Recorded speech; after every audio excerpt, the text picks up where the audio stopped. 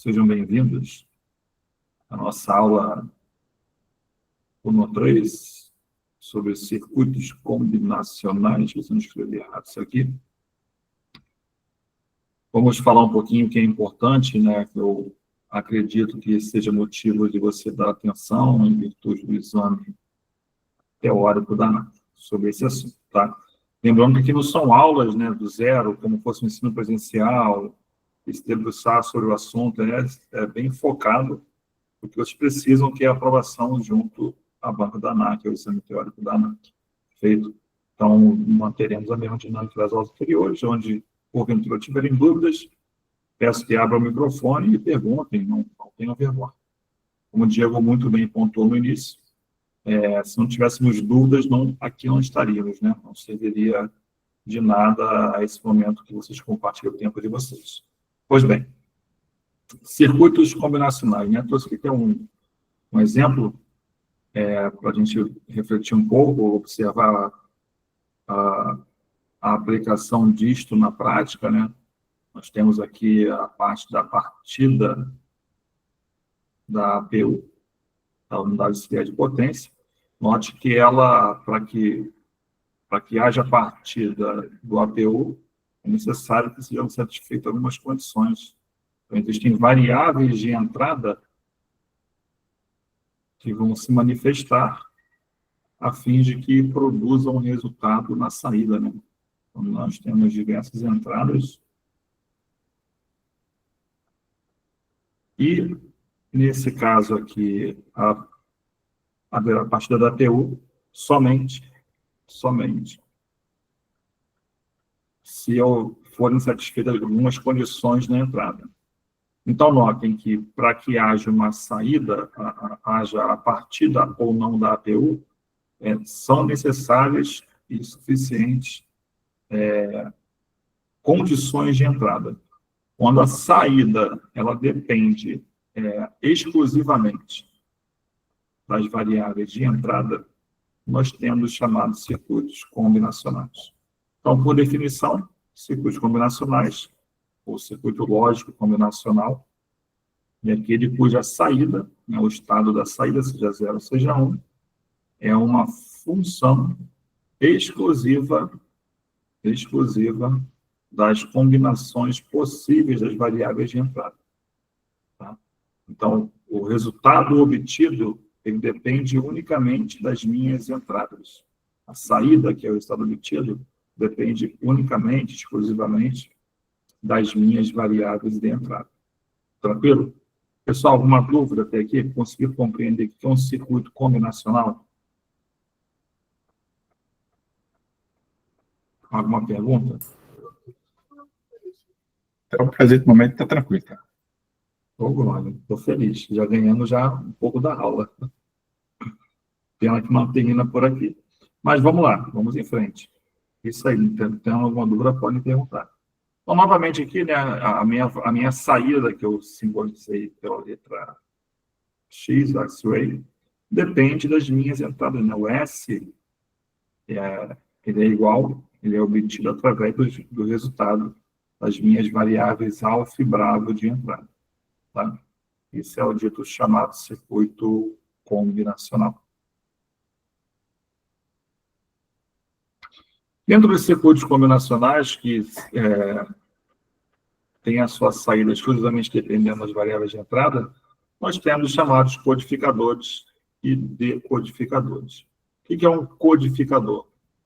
É aquele que tem a função de tradutor, né, de um código, essa definição da apostila de vocês, que a IAC utiliza, e as demais escolas também fazem, tá? Nenhuma novidade até aqui. Um codificador é aquele cara que tem a função de tradutor de um código conhecido ou comum para um código desconhecido ou incomum. Então, por exemplo, o que é a nossa linguagem usual? É o decimal. Então, se eu tenho o número 10 e eu converto ele em binário, eu estou fazendo uma codificação, que binário não é uma linguagem normal. Não é, pelo menos para mim, uma coisa natural olhar o número 0, 1 e falar, isso aqui é o 27 na base 10. Não é comum. Então, quando a gente pega uma linguagem conhecida e algo não tão natural, não tão conhecido, conhecido sim, mas não, digamos que seja natural, de nós interpretarmos, essa etapa é dita codificação. A etapa contrária de pegar algo, por exemplo, binário e transformar em decimal, a gente chama de decodificador. Tá? Decodificador. Nesse exemplo aqui, o que eu tenho? Eu tenho, por exemplo, tem minhas variáveis de entrada e me produzindo uma saída. Estou pegando, por exemplo, um número decimal.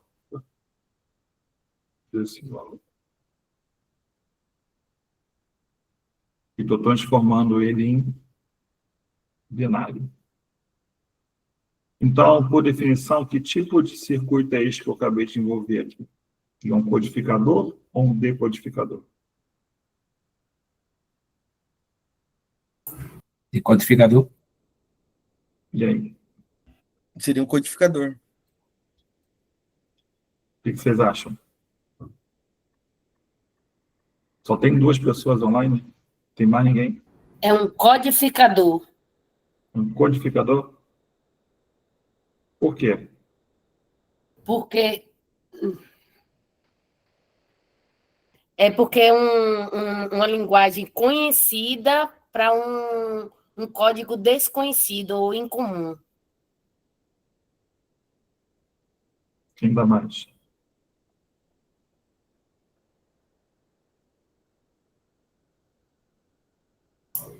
Acho que seja ao contrário, não?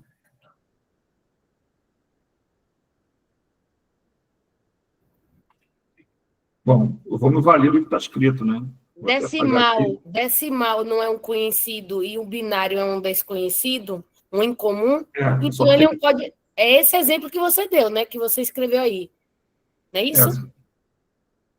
Sim, eu passei a perna em vocês. O que eu falei é verdade.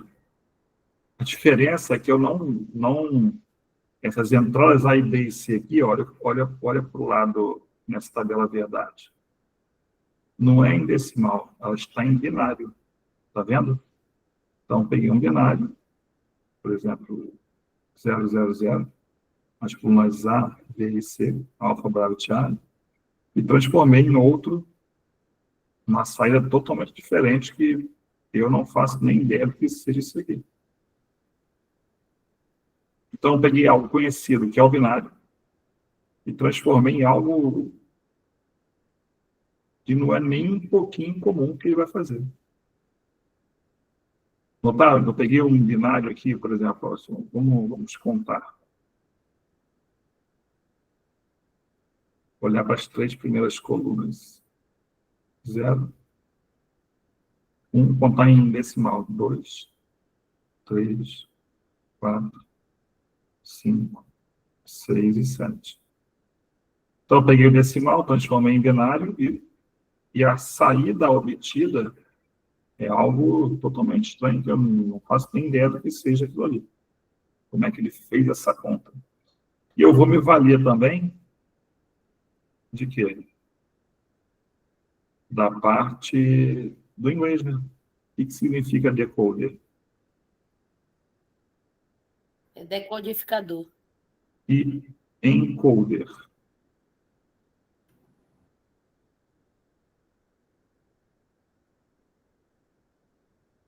Codificador, Thiago. Codificador? Ok, então vamos botar aqui. Codificador. E o encoder eu vou botar em cima para poder ficar menos embaralhado. E o decoder seria o quê? Decodificador. Decodificador. Bem, eu vou fazer um... Deixa eu ver aqui.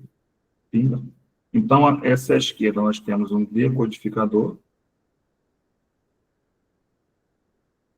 E à direita, eu tenho chamado codificador. Vocês sabem o que é esse número 8 aqui que aparece? Como é que ele é chamado, geralmente?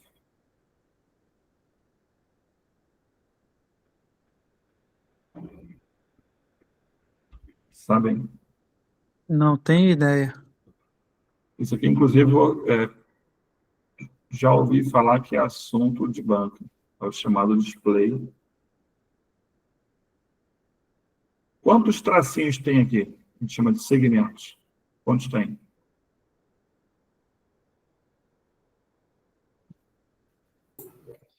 Sete. 7. Então, chamado display de 7 segmentos.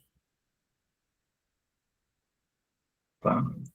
Já vi pessoal na banca, alunos que fizeram no passado, comentando sobre esse tipo de display de 7 segmentos. Por exemplo, se eu quiser fazer acender o número 1, que letras tem que estar acesas aqui?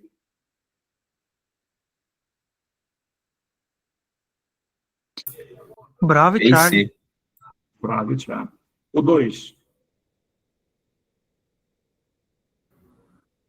Alfa, Bravo, Bravo, Golf, Alfa, Bravo. Delta. Um eco diferente.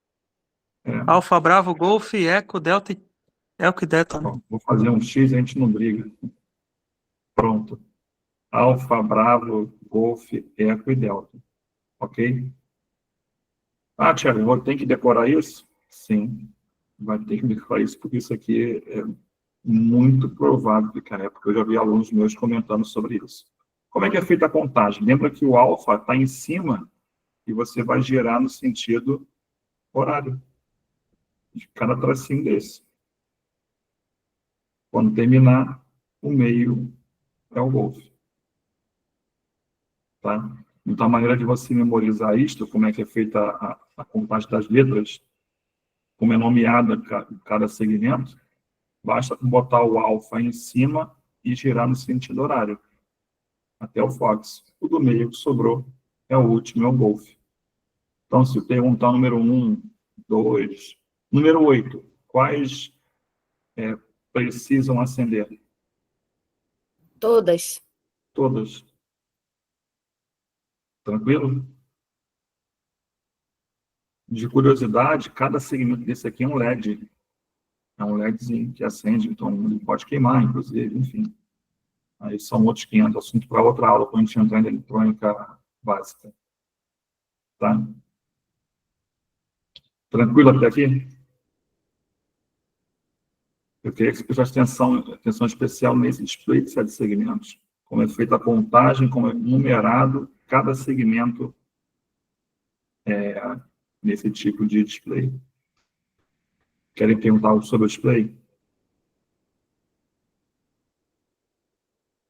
Não? Beleza. Vou em frente. Ainda dentro de circuitos combinacionais, nós temos os chamados multiplexadores e demultiplexadores. Um exemplo de multiplexação, o nome é estranho, mas é extremamente simples a ideia, são os chamados dos entretenimentos em voo, os IFE. O que é um multiplexador? São componentes que permitem selecionar um dado dentre diversas fontes como uma chave seletora de várias posições. O que é multiplexar? É você juntar, você tem várias entradas, só que a saída vai ser única. É como se juntasse uma galera, vai entrar num túnel e só tem uma saída. Só vou escolher um dado para sair. Tá? Então, por exemplo, aqui eu tenho um multiplexador de 16 por 1. O que é isso? Está vendo aqui data input? Nós temos 8 entradas de um lado, mais 8 entradas do outro. Eu tenho 16 entradas. Quantas saídas eu tenho, pessoal?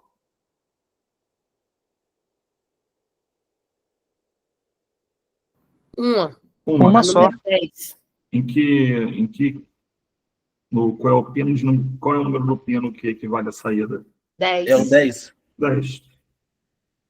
Tá, mas qual vai ser a saída? A saída é justamente, vai depender desses chamadas chaves de seleção de dados. Elas que farão a seleção de qual dos 16 será o escolhido para poder sair. Beleza? Então, multiplexar tem várias entradas. Através de chaves seletoras, você vai escolher um deles para poder aparecer na saída. Isso é multiplexação. Aqui eu tenho multiplexação.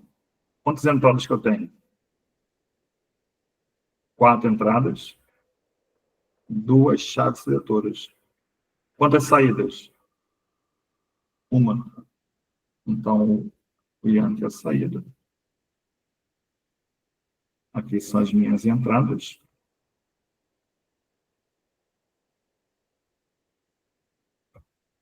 E off bravo são as chamadas chaves seletoras. Elas que a combinação, se é 0, se é 1, cada combinação diferente do A e B, 0, 0, 0, 1, 1, 0, 1, 1, vai permitir que tenha uma determinada saída. Tá?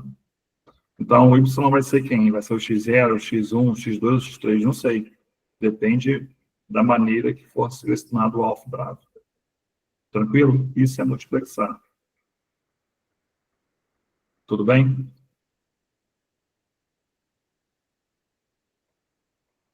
Beleza? Posso ir adiante? Entendeu o que é multiplexador? Sim, tá tranquilo. Então, o multiplexador é de um tamanho, vou escrever aqui em vermelhinho, tamanho, vou botar aqui umas letrinhas diferentes. K por Z significa que tem K entradas, 1, 2, 3, no caso aqui tem 4, para uma única saída. Tá? Então, multiplicador K por 1 quer dizer que ele tem K entradas quantas? Sei lá, 10, 50, não interessa. Tá bom? Demultiplexação. Então, se você multiplexa, você junta diversas entradas, escolhe uma delas e tem uma saída, o que é demultiplexar? É o efeito ao contrário. Vamos ver aqui. Demultiplexação.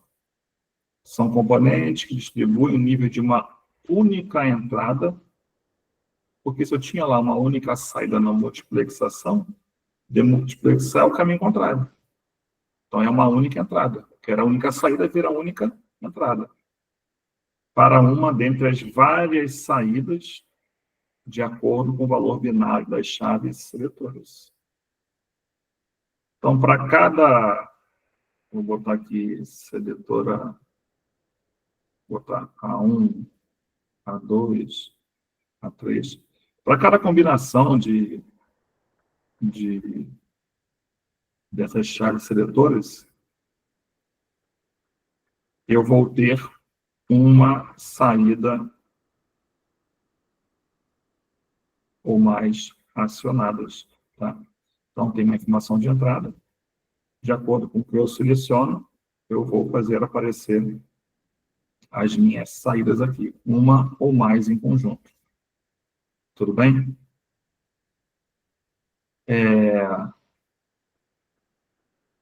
O decodificador é algo semelhante. Se eu pensar que o S1 é cada segmentozinho daquele lá, o Ozinho, o Bzinho, o Czinho, o Dzinho, por aí vai. Cada nível, cada informação que entra, eu seleciono através das minhas chaves e vou fazer acender um LED, 2, 3, 4, 5.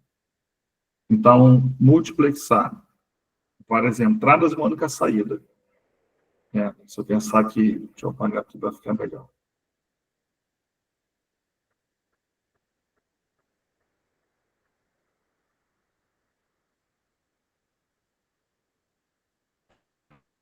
Então, se eu tenho uma única entrada, através de chaves de seleções, diversas chaves, eu tenho várias saídas, isso é demultiplexação. Se agora isso aqui me tornam-se as minhas entradas, passo por um bloco e, através de chave de seleção, eu tenho uma única saída, o caminho contrário é o chamado multiplex. Tudo bem? Alguém já trabalhou aqui com multiplex ótico?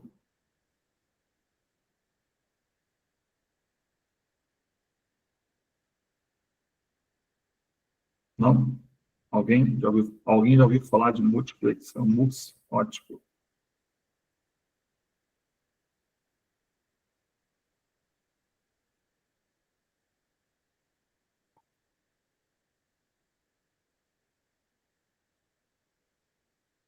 Tá bom. Então, posso entender a ideia. Vamos supor que você quer transmitir sua voz de um local até a antena de um equipamento de comunicação. Então, você, vou botar aqui você, com o microfone na mão, quer se comunicar, só que a antena fica muito longe de você, tá? A 2 quilômetros. A antena para radiar essa informação, esse sinal, sua voz de VHF, por exemplo, a comunicação aeronáutica, fica longe de você. E também você precisa fazer as ligações, né, lá, através do telefone também, pode ser uma possibilidade, também fica longe o elemento que você está falando, com quem você quer falar. Uma maneira de interligar fisicamente você e a antena pode ser feito através de um multiplexador óptico. Como é que é feito isso? Chega a informação da sua voz, chega através do microfone, chega o teu amigo do teu lado trabalhando, ele precisa se comunicar com uma outra pessoa que está do outro lado, próximo dessa antena. Então, do lado de cá vai chegar também a parte de telefonia, não móvel, mas fixa. Podem chegar dados de sensores dos mais diversos possíveis, de temperatura, que eu transmitir essa informação. Tá? Todo mundo entra no multiplex óptico. Junta a galera toda, tá? Nesse conversor óptico, transformação elétrica em luz. A gente viu fibra óptica na aula passada. Entra todas essas informações na fibra. Chega lá do outro lado, qual o nome desse elemento que eu estou circulando aqui agora? Você vai fazer o caminho inverso. A operação inversa. Qual o nome desse elemento aqui? Demultiplexador. É o demultiplexador. O que ele faz? Ele tem uma entrada e agora ele vai desembralhar. Vai mandar o áudio do teu microfone para a antena, vai mandar a telefonia para o outro aparelho, ele vai mandar as informações para um processador dos sensores. Então, ele faz o caminho contrário. Caminho contrário não, perdão. A operação inversa é o nome mais apropriado. Tá? Então, enquanto o multiplexador você tem várias entradas, tem uma única saída, o demultiplexador é o complemento. É o cara que vai fazer a operação inversa. Assim como na sua casa tem o modem. Um lado modula e a outra extremidade demodula. Modula e demodula juntada à palavra modem. Tranquilo? Pessoal, ficou alguma dúvida entre multiplex e demultiplex? Para mim ficou tranquilo, então. Perfeito? Então é importante se lembrar o quê? Que o multiplexador, você tem várias entradas, única saída. O demultiplex, uma única entrada, diversas saídas. Tudo bem? Um é o contrário do outro. Bom, por hoje era só. Tem já quase meia hora de aula aí. A próxima aula nós falaremos sobre circuitos sequenciais, tá? Quinta-feira. E aí é um pouquinho mais chato, para focar bastante na banca, senão a gente vai ficar louco aqui. Falar sobre os flip-flops.